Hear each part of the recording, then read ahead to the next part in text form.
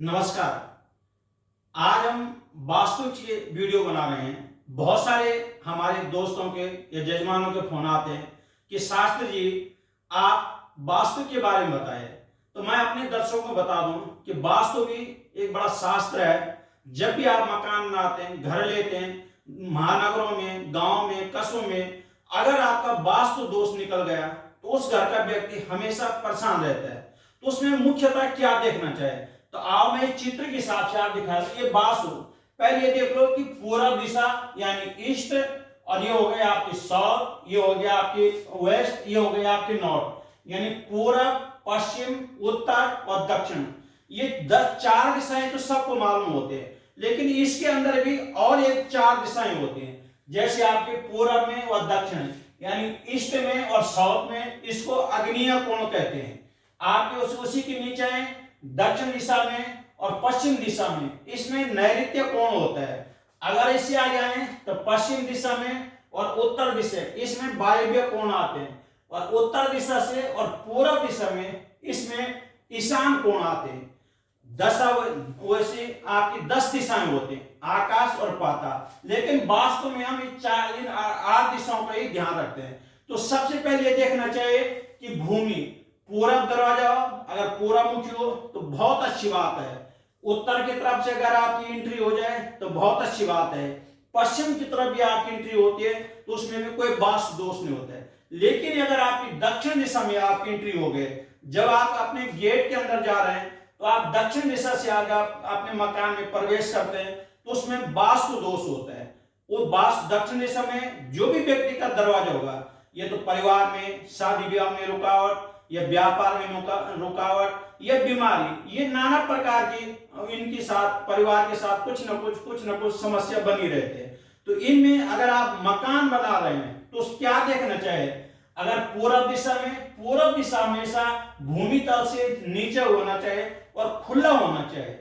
अगर हम पश्चिम की दिशा की बात करें तो पश्चिम दिशा में या उत्तर दिशा में, तो सबसे पहले हम करते हैं ईशान कोण में, जो आपके उत्तर दिशा और पूर्व दिशा, इसमें क्या होता है देवग्रह, यानी आप अपने घर में जो मंदिर बना रहे हैं, पूजा का स्थान बना रहे हैं, तो यहाँ पे होना चाहिए। ये मेडिसिन, बहुत सारे घरों में मेडिसिन का भी अलग कमरा रहता है, तो इस दिशा में। या बच्चों की पढ़ाई का, जो आपके बच्चे में जिनकी शादी नहीं हो रखी है, छोटे बच्चों की पढ़ाई, हमेशा उनका जो बेड होना चाहिए वो आपका नॉर्थ दिशा में होना चाहिए। ये पढ़ाई का जो एसटीडी रूम आपका हो, बच्चों का हो, वो हमेशा नॉर्थ दिशा में हो।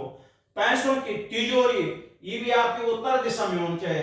मनोरंजन का जो मनोरंजन वाली बात है, ये भी आपके उत्तर दिशा में होनी चाहिए। अगर आप पानी की टंकी या पानी का, ये हमेशा वायव्य कोण यानी आपके उत्तर और पश्चिम के बीच में है, इसमें हमेशा पानी की टंकी आपकी होनी चाहिए। या उसके अतिथि गृह, जो आपका मेहमानों का गेस्ट रूम बोल सकते हैं, वो आपका हमेशा आपका उत्तर और पश्चिम के बीच में, जो आपका वायव्य कोण आता है, उसमें आपका जो मेहमान आते हैं उनके लिए कक्ष होना चाहिए।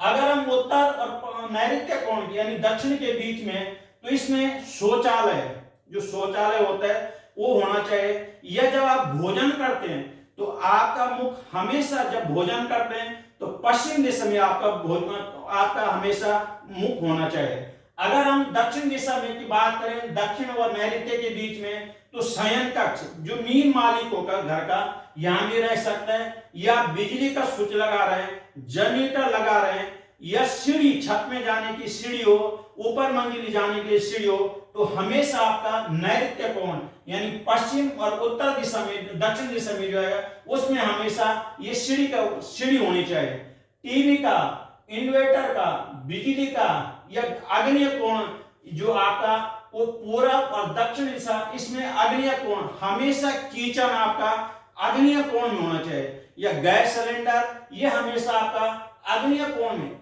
अगर इस प्रकार से आप अपने घर का निर्माण कराते हैं तो आपके घर में किसी प्रकार की नकारात्मक ऊर्जा नहीं होगी, यानी सकारात्मक ऊर्जा होगी। लेकिन ये तो आप तब कर सकते हैं जब आपकी भूमि जमीन से है। जिन लोगों का फ्लोर होता है, एक फ्लोर, पहला घर, दूसरा घर, तीसरा मंजिल, चौथा मंजिल, तो उन लोगों को मैं ये सलाह दूंगा कि अगर पूर्व दिशा में आपका दरवाजा ना हो उत्तर दिशा में न हो, पश्चिम दिशा में हो, अगर दक्षिण दिशा में, तो प्रयास पहले ये करें कि ऐसे घर को हमेशा छोड़ देना चाहिए। अगर जिनका है तो उनको क्या करना चाहिए, हमारे धर्म ग्रंथों में सब चीज का उपाय दे रखे हैं, सब चीज का सॉल्यूशन देते हैं। तो वो जहां भी आपका दरवाजा है, अगर आपका मान लो दक्षिण दिशा में आपका दरवाजा आता है, तो चांदी का तार किसी सुनार के पास है, चांदी का तार अपने योग्य शास्त्र जी से, अपने विद्युत ब्राह्मणों से या उनसे भूमि पूजन कराते समय, या जब आपका दरवाजा के नींव रख रहे हैं तो दरवाजे के नीचे चांदी का तार लगा दें, जिससे आपके घर में काफी हद तक वास्तु दोष समाप्त हो जाएगा और आपके उस घर में जितने भी लोग रहते हैं उनकी जो नकारात्मक थिंकिंग होगी वो सकारात्मक हो जाएगी। इस प्रकार से आप अपना घर बनाए। आज के लिए यही। अगर आपको हमारी वीडियो अच्छी लगती है तो शेयर करें, लाइक करें। धन्यवाद।